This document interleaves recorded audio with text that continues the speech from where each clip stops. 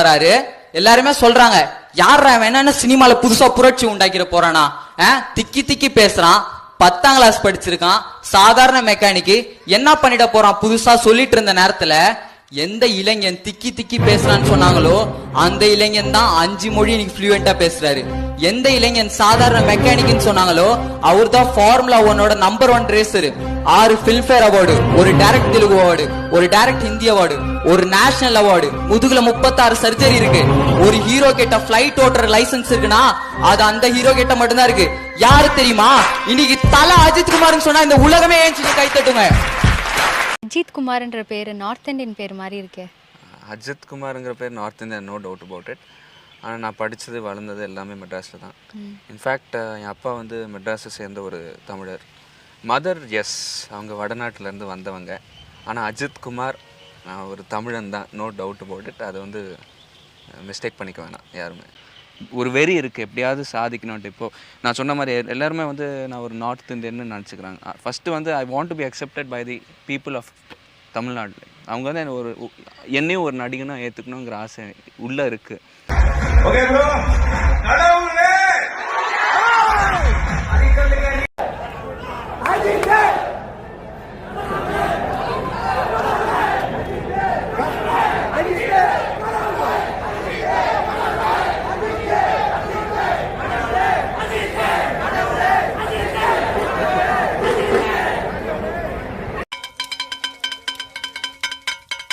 சும்மாறா வெண்ண ஆயிருவா வெண்ண இப்போ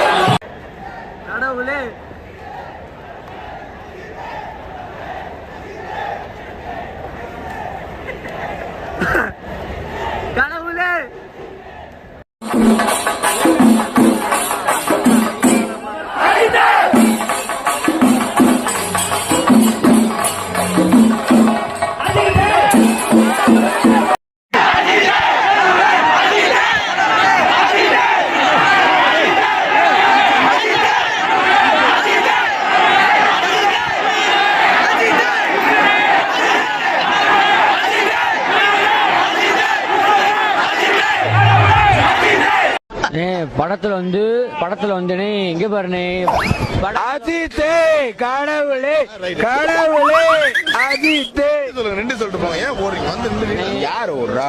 இல்ல போகாம தல ரசிகர் கதையே வந்தாலும் தடையே இல்லாம ஓட்டி போய்கிட்டே இருப்போம். தாவாளன்